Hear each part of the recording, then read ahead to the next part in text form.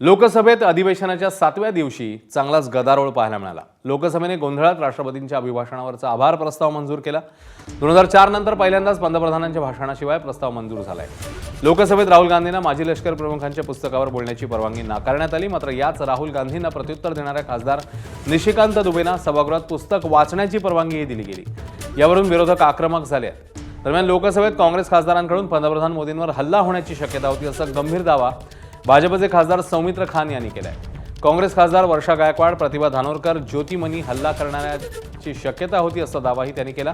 तर सभागृहात विरोधी खासदार पंतप्रधान मोदींच्या आसनात जवळ गेल्याचंही त्यांनी म्हटलं।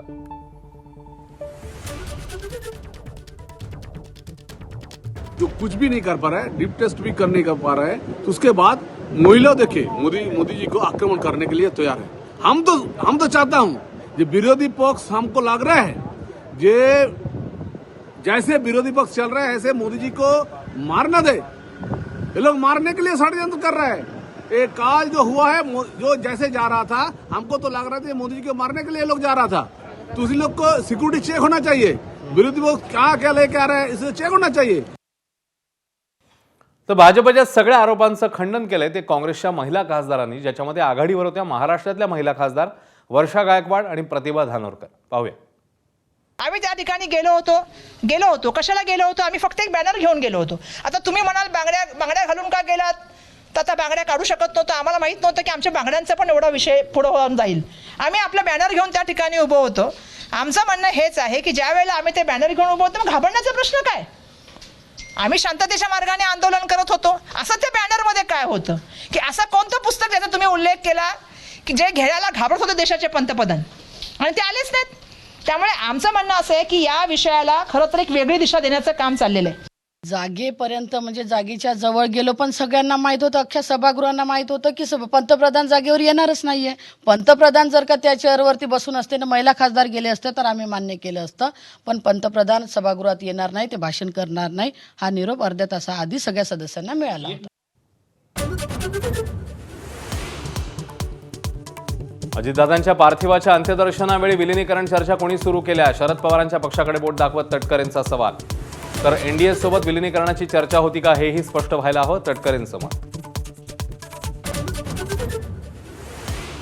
दोन्ही राष्ट्रवादीच्या विलिनीकरणावर चर्चा सुरू असल्याचं आम्हाला माहिती होतं। चर्चेला केळी दोन्ही पक्षांमधूनच, संजय राऊतांचा दावा।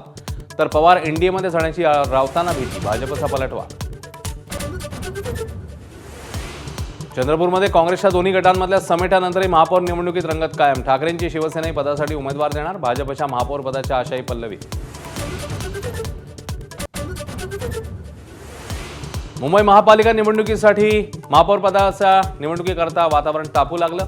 उपमहापौर पदासाठी शिवसेनेच्या तृष्णा विश्वासराव, यामिनी जाधव यांचं नाव चर्चेत। तर ठाकरेंची शिवसेनाही उमेदवार देण्याच्या विचारात।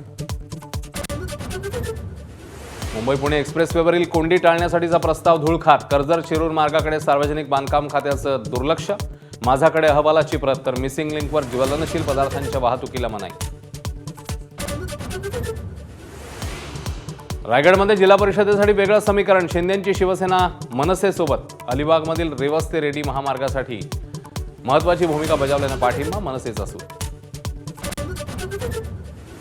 काँग्रेसकडे कोणतीही विचारधारा नाही, तर जागतिक स्पर्धेला तोंड देण्यास भारत सक्षम म्हणत पंतप्रधान मोदींकडून संसदेमध्ये अमेरिकेशी केलेल्या कराराचं समर्थन। लोकसभेमध्ये राहुल गांधींना बोलण्यास परवानगी नाकारल्यावरून जोरदार खडाजंगी। राहुल गांधींना प्रत्युत्तर देणारे खासदार निशिकांत दुबेंना मात्र परवानगी। काँग्रेसकडून सवाल उपस्थित। वुमन्स प्रीमियर लीगमध्ये आज महाअंतिम मुकाबला। स्मृती मानधनाची रॉयल चॅलेंजर्स बंगळुरू दुसऱ्या विजेतेपदासाठी सज्ज। बंगळुरू समोर जेमिमा रॉड्रिक्सच्या दिल्लीचं आव्हान।